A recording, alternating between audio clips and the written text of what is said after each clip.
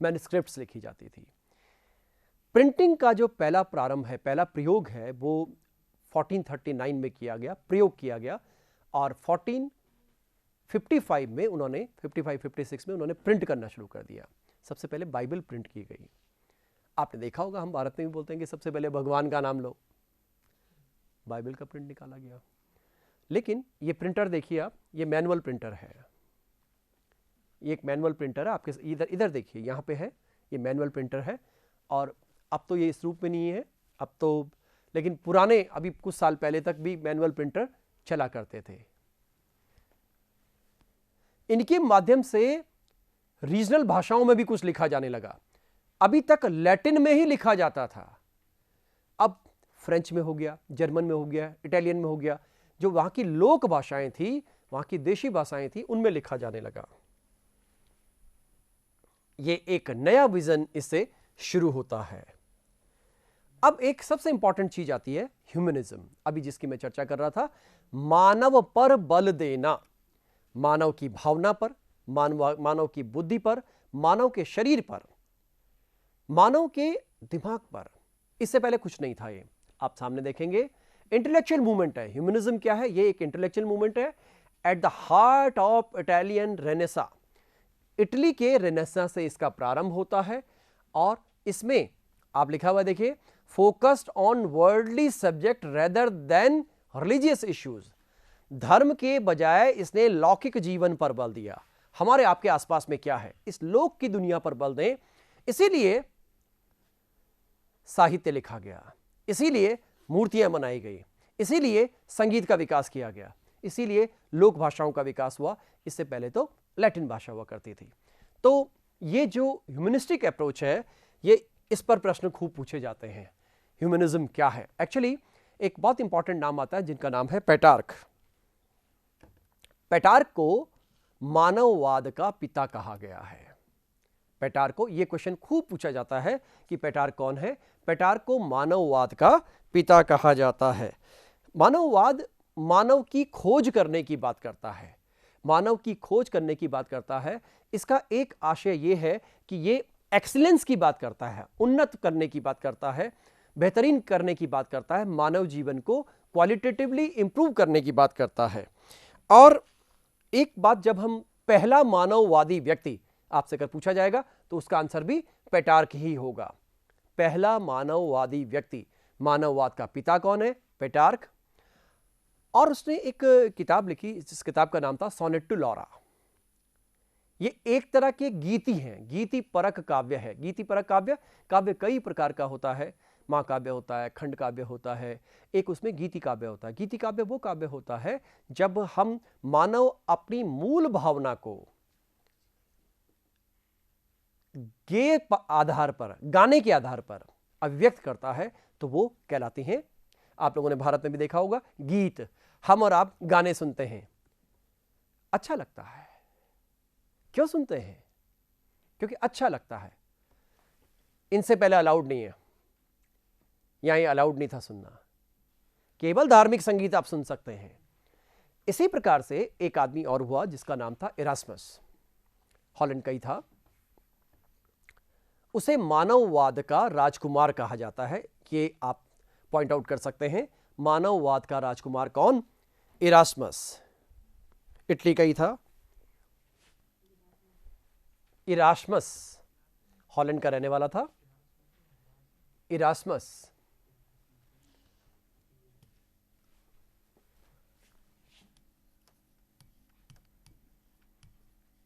Erasmus मानववाद का राजकुमार। ये बहुत पूछा जाता है।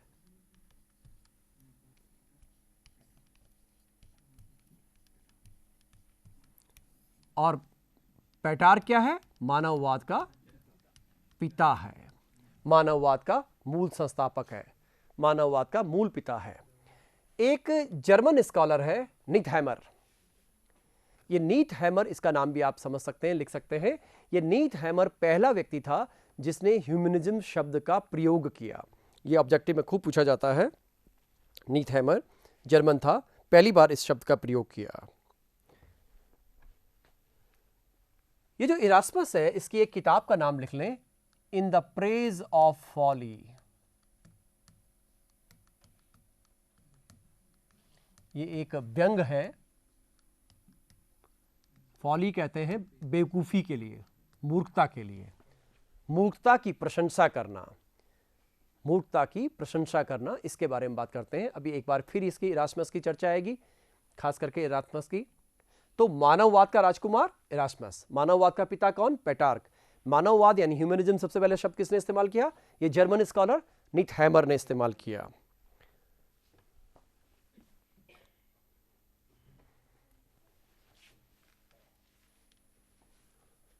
ये सारा ह्यूमनिज्म है।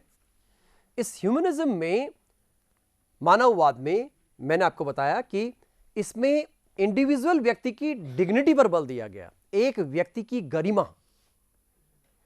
आपको ध्यान होगा भारतीय संविधान में भी हमने गरिमा शब्द का प्रयोग कई जगह किया है। मानव की गरिमा, ये मानव की गरिमा शब्द यहीं से शुरू होता है। इससे पहले मानव की जान की कोई कीमत नहीं है, मानव की भावनाओं की कोई कीमत नहीं है, लेकिन यहां सबसे पहले इसको इस तरह से डिग्निफाइड किया गया। और इसने, इस मानववादी विचारधारा ने जीवन के हर क्षेत्र को प्रभावित किया, चाहे वो पॉलिटिक्स था, चाहे लिटरेचर था, चाहे म्यूजिक था, चाहे फाइन आर्ट्स था। ये ह्यूमनिस्टिक कंसर्न है सारे, कि ईश्वर की बात तो करेंगे, लेकिन ईश्वर के अलावा हम मानव के टैलेंट की बात करेंगे, ईश्वर के अलावा हम उसके मानव के इमोशंस की बात करेंगे, उसकी भावनाओं की बात करेंगे। इन सब बातों को लेकर के हम मानववाद को विकसित होता देख सकते हैं। ये आपके सामने पेटार्क है, ये आपके सामने in the praise of folly, ये मूल किताब है। आप देखिए आपके सामने किताब आई है, in the praise of folly, इन हट गया उसका, द प्रेज ऑफ फॉली शब्द लिखा हुआ है। तो ये इरास्मस नाम है। ये नीचे इरास्मस का चित्र भी बना हुआ है। इधर आप पेटार्क देख सकते हैं, ये पेटार्क है। ये लॉराज है, लॉराज मीन्स उसके प्रेम गीत हैं एक तरह के। तो ये ह्यूमनिज्म की बात करते हैं, फादर ऑफ ह्यूमनिज्म। और ये क्या बताया? ये राजकुमार है। ये इरास्मस की चर्चा मैं दोबारा से कर रहा हूं, मूल रूप से कि किस तरह से इन्होंने लिखना शुरू किया, किस तरह से मानववादी बिंदुओं को उठाया, किस तरह से इन्होंने धर्म पर आक्षेप किया, चर्च की व्यवस्था पर आक्षेप किया, इन सब की चर्चा है। ये वही इरास्मस ही है। इरास्मस की ओरिजिनल किताबें हैं जिनका बाद में एडिशन निकले हैं। पुनर्जागरण में बल दिया गया ह्यूमनिज्म पर, मानववाद पर। पुनर्जागरण में बल दिया गया धर्म की इतर बातों पर, यानी सेकुलरिज्म पर। पुनर्जागरण में बल दिया गया इंडिविजुअलिज्म पर, और पुनर्जागरण में बल दिया गया तर्क, बुद्धि, विवेक पर। ये 4-5 इसकी विशेषताएं हैं। ये पुनर्जागरण, मैंने आपको बताया, ये तर्क, बुद्धि, विवेक की बात करता है, ये शहरी केंद्रों की बात करता है, ये ग्रीको रोमन सभ्यता की बात करता है, ये उन सब बातों की चर्चा करता है। ये गोष्ठीवादी है, ये आम जनता में, ये आंदोलन नहीं है, बल्कि आम लोगों में ही केवल बुद्धिजीवी वर्ग में फैला हुआ है। अब हम पुनर्जागरण के प्रभाव की बात करेंगे। जो अंग्रेजी साहित्य है उसमें शेक्सपियर आते हैं, उसमें टॉमस मूर आते हैं, उसमें जो लेखक और साहित्यकार हैं, इनकी पूरी एक श्रृंखला है। और सच तो यह है कि जो इंग्लिश लिटरेचर है, इस इंग्लिश लिटरेचर का मूल आधार 15वीं-16वीं शताब्दी से ही प्रारंभ हुआ। शेक्सपियर को, और जितने भी, शेक्सपियर बेसिकली एक नाटककार हैं। नाटक क्या होता है? ये साहित्य का रूप है। साहित्य के बहुत से रूप बताए गए हैं। जब हम नाटक की चर्चा करते हैं तो उनके यहाँ, अरस्तु के यहाँ चर्चा मिलती है नाटक की, और वो नाटक के त्रिक सिद्धांत की बात करते हैं। नाटक के त्रिक सिद्धांत की बात कौन करता है? अरस्तु करते हैं। इनके करीब ऐसे सीरीज ऑफ प्लेज हैं, नाटक हैं। इसीलिए हमारे यहाँ पे बोला गया है कि कालिदास को भी नाटककार माना जाता है, और वो बहुत ही बेहतरीन नाटककार रहे, उनको शेक्सपियर का दर्जा दे दिया गया, बट जो कि मैंने आपको बताया था कि कॉलोनियल अप्रोच के अंतर्गत लिखा गया है। अब जब हम बात करते हैं इस इंग्लिश लिटरेचर की, इंग्लिश लिटरेचर में वहां पर भी मानववादी रूप हमको दिखाई देता है। इस मानववादी रूप में कई पक्ष देखे जा सकते हैं। जैसे मैंने आपको बताया था कि जूलियस सीजर नाम का उन्होंने नाटक लिखा, जिसमें सीजर के काल का पूरा परिप्रेक्ष्य हमको देखने को मिलता है। और इसी काल में हमें जो पोइट्री है, नाटक के साथ साथ जो पोइट्री है उस पोइट्री में भी इसी तरह से मानव की जो मूल भावनाएं हैं वो भावनाएं भी दिखाई देती हैं। ये एक बार हम रिपीट भी कर रहे हैं इन चीज़ों को। ये पेंटिंग आया, ये म्यूज़िक है, और अब ये रेबिलास की बात हुई। ये आपके सामने थॉमस मूर है, ये उनकी किताब है, फेमस बुक है यूटोपिया, बहुत पूछी जाती है, ये कई बार पूछी जाती है। ये थॉमस मूर, दोनों उन्हीं के हैं चित्र, अलग अलग टाइम के। ये शेक्सपियर हैं, और शेक्सपियर के आप सामने आपके लिखा है कि इंग्लिश के एक नाटककार थे, और करीब 1590 में, यानी कि करीब करीब 16वीं शताब्दी और 17वीं शताब्दी के प्रारंभ में रहे ये, और इन्होंने 37 नाटक लिखे कुल मिलाकर के। इनके आपके सामने नाम आ रहे हैं, देखिए रोमियो जूलियट है, ये एक प्रेम कथा है। 12 नाइट है। इसके अलावा आपके सामने ही कुछ और चीज़ें मैं सामने दिखा रहा हूँ। देखिए ये हैमलेट है, ओथेलो है, रोमियो जूलियट है, मैकबेथ है। ये जितने भी इनके नाटक हैं, आप लोग लिखना चाहें तो इनको लिख सकते हैं। ये जो नाटक हैं, इन नाटक की चर्चा अक्सर ये पूछे जाते हैं। William Shakespeare. ये मैं विज्ञान पे आ रहा हूं। ये फ्रांसिस बेकन है। ये फ्रांसिस बेकन, सबसे इंपॉर्टेंट चीज ये है कि इन्होंने वैज्ञानिक चिंतन के विकास की बात की। इनका कहना था कि प्रेक्षण एवं प्रयोग के द्वारा ही हम सत्य ज्ञान तक पहुंच सकते हैं, और सत्य ज्ञान के आधार पर ही हम इस जगत को वास्तविक ज्ञान दे सकते हैं। उनका कहना था, ये सिविल के एग्जाम में एक बार पूछा गया था, कि सत्य सत्ता की नहीं अपितु काल की पुत्री है। यानी सत्य वो नहीं है जो पोप कहे, जो पादरी कहे, सत्य वो है जो वैज्ञानिक तथ्य के आधार पर हम सिद्ध कर सकें। तो ये इनके मूल रूप से सिद्धांत थे। ये वैज्ञानिक टेम्पर की बात करते हैं, साइंटिफिक मेथड की बात करते हैं। अगर आपके पास कोई विचार है तो उस विचार से संबंधित हमको तथ्यों का संग्रहण करना पड़ेगा, उनकी वैज्ञानिक जांच करनी पड़ेगी, उनके प्रेक्षण, उनके प्रयोग करने पड़ेंगे। उन प्रयोगों के आधार पर आपको निष्कर्ष निकालना पड़ेगा, और जो कंक्लूजन निकलेगा उस कंक्लूजन को हम वैज्ञानिक ज्ञान कहेंगे, सत्य ज्ञान कहेंगे। और इसी को हम टेक्निकली वस्तुनिष्ठ ज्ञान या ऑब्जेक्टिव नॉलेज कहते हैं। अब हम विज्ञान के पक्ष में बात कर रहे हैं। रिवोल्यूशनरी थ्योरी की बात आती है। सबसे पहले कोपरनिकस ने 1543 में एक थ्योरी दी कि उन्होंने ये कहा कि जो सूर्य है, सूर्य के चारों ओर पृथ्वी और ग्रह चक्कर लगा रहे हैं। ये आपके सामने पिक्चर आ रहा है, देखिए, ये सामने कोपरनिकस है, ये बीच में सन है, और ये उन्होंने चित्र दूसरे ढंग से बनाया हुआ है। ये बेसिकली एलिप्टिकल ऑर्बिट में घूमते हैं। बाद में इसको प्रमाणित भी किया, किसने इसको प्रमाणित किया बाद में, इसको कहते हैं एलिप्टिकल ऑर्बिट। ग्रह, चाहे वो पृथ्वी है, चाहे शुक्र है, चाहे मंगल है, ये अपनी कक्षाओं में चक्कर लगाते हैं सूरज के चारों तरफ। अभी तक टॉलमी का स्ट्रक्चर चलता था। उनका कहना था कि सूरज पृथ्वी का चक्कर लगाता है, क्योंकि सामान्य जीवन में हम क्या देखते हैं, सूर्य उगता है और सूर्य छुपता है। तो इनके कंसेप्ट धार्मिक आधार पर पुराने चल रहे थे। तो इस व्यक्ति ने यह बोला कि ऐसा नहीं है, और इसको प्रमाणित करने की कोशिश की ब्रूनो ने इसको प्रमाणित करने की कोशिश की। तो ब्रूनो को चर्च के द्वारा जिंदा जला दिया गया, और उसके बाद केपलर ने इस कंसेप्ट को आगे बढ़ाया। केपलर ने, इन्होंने आपके लिखा है, Oval shaped orbit call ellipse, elliptical orbit की बात की इन्होंने। अंडाकार कक्षा में चक्कर लगाते हैं ग्रह, सूर्य के चारों ओर अंडाकार कक्षा में चक्कर लगाते हैं, ये इन्होंने कंसेप्ट दिया। और ये नाम, फेमस नाम आपके सामने आ रहा है, आप लोगों ने खूब सुना हुआ है, खगोलीय दूरदर्शी, एस्ट्रोनॉमिकल टेलीस्कोप की बात आ रही है। ये कोपरनिकस के आधार पर बाद में गैलीलियो ने भी इस बात को सिद्ध किया कि हाँ ऐसा ही होता। आप देखिए, एक गैलीलियो का पिक्चर है, उसके द्वारा ये अपने टेलीस्कोप से देख रहे हैं, एस्ट्रोनॉमिकल जो बॉडीज हैं उनको देखने का प्रयास कर रहे हैं।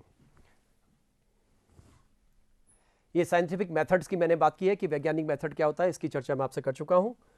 इसके बाद ये कुछ चिंतक हैं, चाहे वो बेकन है, चाहे डेकार्टे हैं, इन लोगों ने भी वैज्ञानिक चिंतन की बात की। और हम जो आजकल सामाजिक विज्ञान की बात करते हैं, उस सामाजिक विज्ञान का आधार इन लोगों से प्रारंभ होता है, जिसको आप सोशल साइंस एंड ह्यूमैनिटीज कहते हैं, उसका आधार यहीं से चलता है। ये न्यूटन है, न्यूटन ने, आप जानते हैं कि गति का नियम दिए, लॉ ऑफ मोशन दिए, और इसके साथ साथ न्यूटन ने यह भी बताया कि जी की वैल्यू, जी क्या है, g means gravitational force. Gravitational force हमारे यहाँ पे आइडियली इसको 9.8 माना जाता है, और कि पृथ्वी के पास अपना एक गुरुत्वाकर्षण होता है। मैंने आपको बताया कि सेब गिरते हुए औरों ने भी देखा था, लेकिन इसने देखा और इसने इतिहास में अपना नाम अमर कर दिया, क्योंकि साइंटिफिक टेम्पर का इस्तेमाल किया गया। ये व्यक्ति को जरा ध्यान से देखिएगा, ये बेसिकली वेसिलस है। ये वेसिलस ने पहली बार ह्यूमन ऑर्गन्स के बारे में बताया आधुनिक काल में। ह्यूमन ऑर्गन्स के बारे में आप देख रहे हैं, ह्यूमन ऑर्गन्स का स्ट्रक्चर दिखा रहा है, यहां हाथ पकड़ के बैठा है किस तरह से, और ये ह्यूमन ऑर्गन्स को, उसके स्केलेटन को दिखाया जा रहा है। तो वेसिलस ने इस तरह का काम किया। इसी के अलावा जब हम बात करते हैं तो ये विलियम हार्वे है। आपको सुनकर हैरानी होगी कि यूरोप में इससे पहले यह मान्यता थी कि हमारी इंसान की बॉडी के भीतर जो ब्लड है वो थैले की तरह भरा हुआ है। वो ये नहीं जानते थे कि ब्लड सर्कुलेट होता है। इस व्यक्ति ने आकर ब्लड के सर्कुलेशन की थ्योरी दी। आज तो हमारे लिए बड़ी कॉमन सी बात है। उसके बाद ब्लड ग्रुप्स की बात हुई, आजकल ब्लड के सब ग्रुप्स भी आ गए हैं, और ब्लड सर्कुलेशन थ्योरी इसी व्यक्ति के द्वारा दी गई। मैंने आपको रेनेसा मैन की चर्चा की थी कि रेनेसा मैन क्या है, जिसके पास बहुत तरह की योग्यताएं हों, वो वास्तुकला में, चित्रकला में, लेखन में, इन क्षेत्रों में पारंगत हो, उसको हम रेनेसा मैन कहते हैं। और इसी तरह से एक नाम आता है रेनेसा विमेन। ये इसाबेला को रेनेसा विमेन कहा जाता है। महिलाओं को इतना महत्व नहीं दिया गया, लेकिन इस महिला को, इसाबेला को, इसको आप लिख सकते हैं कि इसको क्या कहा गया, रेनेसा विमेन कहा गया है। इसाबेला, ये उस काल का कला की बात हो रही है, लिटरेचर में जो असर पड़ा उसकी बात हुई। और इस काल की जो महिला राइटर्स हैं उनकी संख्या बहुत कम है। ये जो आइडियाज थे किस तरह से पूरी दुनिया में फैले, किस तरह से इस विचारधारा का प्रचार प्रसार हुआ, इसके बारे में चर्चा आती है। क्या दे गए हमको ये लोग? रेनेसा हमको क्या दे गया? एक आर्टिस्टिक आइडिया दे गया। आर्टिस्टिक कला के क्षेत्र में जो विकास वहां पे दिखाई देता है वो हमारे पास आज भी एक विरासत हमारे पास। चर्च को इन लोगों ने चैलेंज किया, जो धर्म सुधार आंदोलन के रूप में आया, और उसके बाद धर्मनिरपेक्षता की राजनीति प्रारंभ होती है। इन्होंने जो हमको सबसे इंपॉर्टेंट चीज दी वो दिया ह्यूमनिज्म दिया, मानववाद दिया, जिसकी मैं खूब चर्चा आपसे की है। चौथी बात इन्होंने की कि वर्नाकुलरिज्म इन्होंने दिया, देशी भाषाएं दी। इस कारण से यूरोप में आज बहुत सी भाषाएं मौजूद हैं। इसके अलावा क्लासिक्स को इन्होंने रिस्टोर किया, ग्रीक और रोमन संस्कृति को इन्होंने रिस्टोर किया, और इनका बहुत सारा साहित्य हमारे पास आज भी उपलब्ध है। एक क्वेश्चन इस रूप में पूछे जाते हैं कि आजकल आप लोगों को मालूम होगा, आप पेपर देखेंगे, घटनाओं का क्रम पूछा जाता है। माना 3-4 घटनाएं दे दी, आपके पास पहली घटना आ जाएगी कि ये सबसे पहले गुटेनबर्ग ने अपनी प्रेस कब शुरू की, तो 1439 या 1455 उसके पहला विकल्प आएगा। दूसरा, कोलंबस ने कब खोजा, क्या खोजा था कोलंबस ने? अमेरिका खोजा था। इसके बाद 517 में लूथर, क्योंकि ये अगला चैप्टर आ गया है। तो ये घटनाएं दी जाएंगी और घटनाओं को आपको क्रम से करना पड़ेगा। ये इसका ये वाला पक्ष है। ये भी घटनाओं का क्रम है, ये क्वेश्चंस के लिए है, बेसिकली क्वेश्चंस फॉर्मेशन से ये। और इसने एक चीज, साइंटिफिक टेम्पर का इसने विकास किया। इस साइंटिफिक टेम्पर के आधार पर ज्ञानोदय नाम का आंदोलन डेवलप हुआ, जिसके आधार पर आज की पूरी दुनिया विज्ञान और तकनीक के आधार पर विकसित हो रही है, और उसका आधार एनलाइटनमेंट है। ये आइडियाज का स्प्रेड हुआ, इसी के आधार पर अमेरिकी क्रांति हुई, बाद में फ्रांस की क्रांति हुई, और पूरी दुनिया में क्रांति हुई, और पूरे वर्ल्ड में मॉडर्न स्टेट सिस्टम डेवलप हुआ। और आप और हम जानते हैं कि भारत के संविधान में भी हमारा जो मूल आधार है, स्वतंत्रता, समानता, बंधुत्व, यहीं से आया है, एनलाइटनमेंट से, रूसो से। ये आप देख सकते हैं, माइकल एंजेलो ने ये डेविड नाम की मूर्ति बनाई थी। ये एक मूर्तिकार भी था माइकल एंजेलो। मूर्तिकारों की भी चर्चा खूब आती है, दोनातल्ली की चर्चा आती है, माइकल एंजेलो की चर्चा आती है। ये बेसिकली आपको याद होगा, पिछले मैंने क्लास में एक बार लिया था, गोलिक वॉर जो फ्रांस के साथ हुए थे, उनका हीरो था ये व्यक्ति। तो इसके चित्र आते हैं। ये तो मोनालिसा है, आप लोग देख चुके हैं इसको, शेक्सपियर के। ये एक बार का पूरा समरी है, किस तरह से समरी बनी हुई है पूरी। क्या पुनर्जागरण था, क्या पुनर्जागरण के कारण थे, क्या पुनर्जागरण की विशेषताएं थी, और क्या पुनर्जागरण के प्रभाव पड़े। ये लास्ट स्लाइड इसकी ये है।